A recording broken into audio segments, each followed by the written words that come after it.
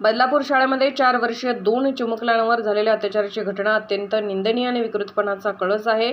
मी स्वतः एक आई असून या चिमुकल्यांच्या कुटुंबावर काय संकट कोसळले असेल याची कल्पना करू शकते। बदलापुरात नागरिकांच्या भावनांचा उद्रेक झाला असून रास्ता रोको, रेल रोको सारखी आंदोलने सुरू झाले आहेत। या प्रकरणात संस्थेची सुद्धा चौकशी करण्यास पोलिसांना सांगितले आहे।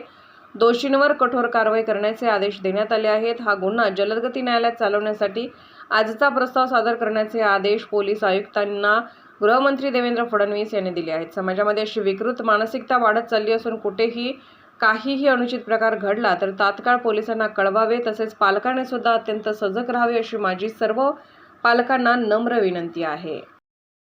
बदलापुरातील हरामखोर नराधमाला फाशीच होणार। बदलापुरात शाळेत 4 वर्षीय 2 चिमुकल्यांवर झालेल्या अत्याचाराची घटना अत्यंत निंदनीय आणि विकृतपणाचा कळस आहे। मी स्वतः एक आई असून या चिमुकल्यांच्या परिवारावर काय संकट कोसळले असेल याची कल्पना मी करू शकते। ही कल्पना मला आहे। या प्रकरणातील आरोपी कोणत्याही परिस्थितीत सुटणार नाही।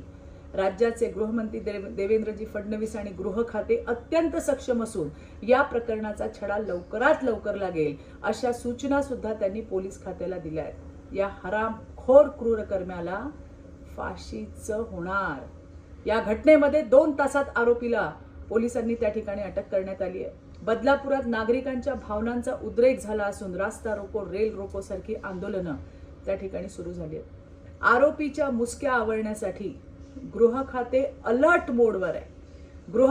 गृहमंत्री देवेंद्रजी फडणवीसांनी घटनेची गंभीर दखल घेतली असून त्यांनी पोलिसांना योग्य सूचना सुद्धा या घटनेच्या तपासासंदर्भात दिल्या आहेत। या प्रकरणामध्ये संस्थेची सुद्धा चौकशी करण्यास पोलिसांना सांगण्यात आले।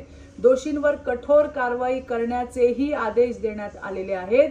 हा गुन्हा जलद गती न्यायालयात चालवण्यासाठी अगदी आजच प्रस्ताव सादर करण्याचे आदेश ठाणे पोलीस आयुक्तांना गृहमंत्री देवेंद्रजी फडणवीस यांनी त्या ठिकाणी दिलेले आहेत। समाजामध्ये अशी विकृत मानसिकता वाढत चाललेली आहे आणि त्यामुळे काहीही कुठेही अनुचित प्रकार घडला तर तात्काळ पोलिसांना कळवा, तसंच पालकांनी सुद्धा अत्यंत सजग राहावं अशी माझी सर्व पालकांना सुद्धा नम्र विनंती आहे। धन्यवाद। जय हिंद, जय महाराष्ट्र।